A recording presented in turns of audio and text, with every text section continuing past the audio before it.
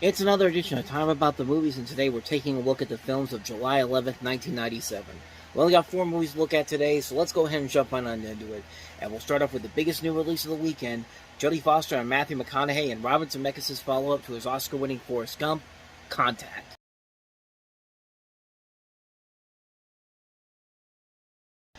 So like I said, this is Robert Zemeckis' follow-up to Forrest Gump, which of course won him the Oscar for Best Director as well as Best Picture, and an Oscar for Tom Hanks. But this is a story that's been in development all the way back in the 70s. Carl Sagan, this is based off of his novel, and him and his wife Anne Druyan wrote the story outline for the film back in 79. They actually wrote a film treatment for over 100 pages long at Warner Brothers, and they had Peter Guber and Linda Obst as the producers.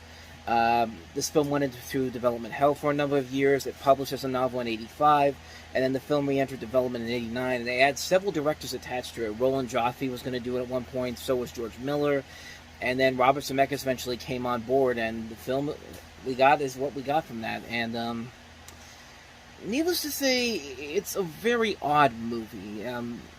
The best way I could describe it is that it's very similar to Interstellar, pretty much in story and the twist that happened in here. I mean, it's literally almost verbatim the same movie as Interstellar, kind of, but I don't know. Like, Interstellar is definitely a very mixed bag of a movie. Like, it's this really great film for the first 2/3 of it.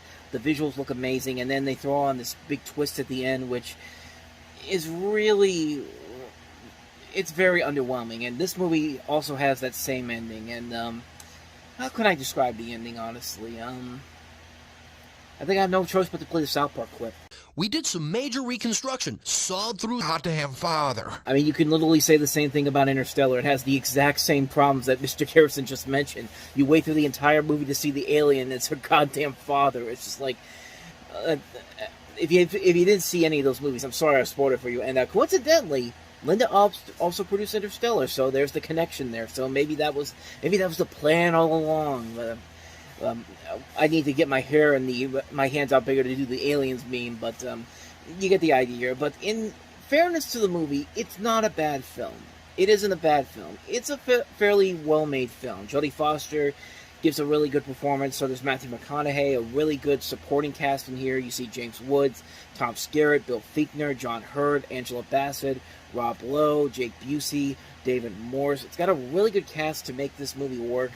The visuals overall are nicely done. It's that the last third act of the film that really kind of takes the film on a downward spiral, and it's a film that has two really good halves of it, and what do I want to say? It's 2/3 of a good movie, but the last third really takes it down a notch. It's not terrible by any means necessary, but it definitely is very mediocre in terms.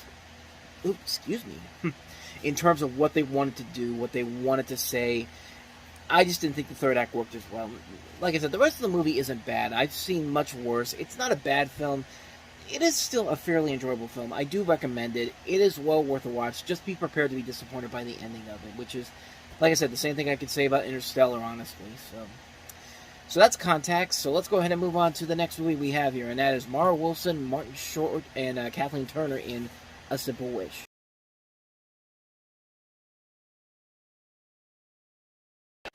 I mean, honestly, the pieces are there for something enjoyable. I mean, the visual effects actually look pretty impressive for the time period. You got a really good cast here. You know, Martin Short, Mara Wilson, Robert Pastorelli from Murphy Brown, Kathleen Turner, Amanda Plummer, Ruby Dee, Terry Garr. You know, a good director in Michael Ritchie. This is his last film that he directed before he died, about 4 years after this movie came out. But, you know, everything else about the movie is just... It's what you'd expect from a bad movie like this. Martin Short is doing nothing but mugging for the camera. Mara Wilson is not really doing all that much here in this movie, and she has been good in other movies. Like, she's been good in Mrs. Doubtfire, Miracle on 34th Street, Matilda.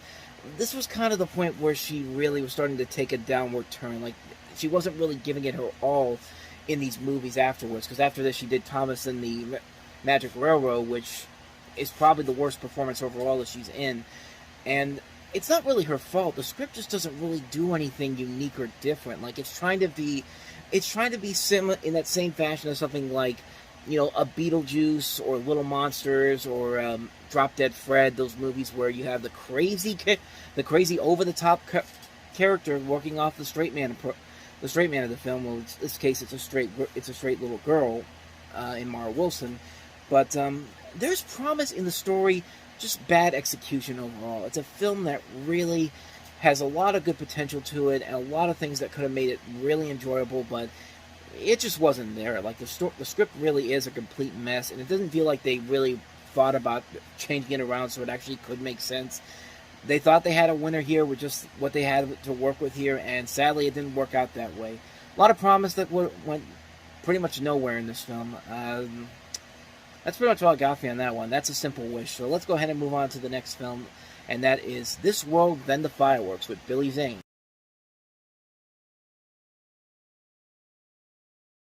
This is a story based off of a short story by Jim Thompson. You follow these two kids who grow up, fraternal twins. They witness a brutal murder involving their father as children. They grow up to become depraved and incestuous adults living in coastal Carolina in the mid-1950s. Billy Zane plays this skillful journalist, but gets bored with his every new job, and he gets easily distracted. He seduces this young police officer, discovers she owns a beach house, and he sets out to double-cross her and make the property his own, while you have the sister, Carol, who's a heartless prostitute who's willing to go to any lengths to con men out of their money or make them pay in other ways. Powerless to stop them is Mrs. Lakeward, played by Rue McClanahan, and she's a weak-willed woman who suspects the terrible truth in their children's relationship, but she has no way to stop it. There's potential in the story development here, but it just feels like a film that's all over the place. And I like Billy Zane and Gina Gershon and Rue McClanahan. This also has Seymour Cassell in here, Cheryl Lee, Will Patton. A pretty good cast overall here, but that story just seems like it goes all over the place, and I don't know if it really would have worked as a film, honestly. I've never read the short story itself here, but from the little bits I've seen from the film, it looks like it could be not a very good film overall. I don't know, I just don't feel like there's a lot there that I really would have liked in it. I only saw the trailer, I haven't seen the film, so I can't really say if it's any good or not, but I don't know, this feels like something that maybe as a short story could have worked a lot better, but as a full-length film, I don't think it really does. And judging by the reviews I've seen for this, it doesn't sound like it's too promising, which is a shame because it has some good people in the cast that would have made it work. But, I don't know, I don't really know too much about it, so that's This World, Then the Fireworks. Let's go ahead and move on to the last film, and that is the documentary For a Little Girl.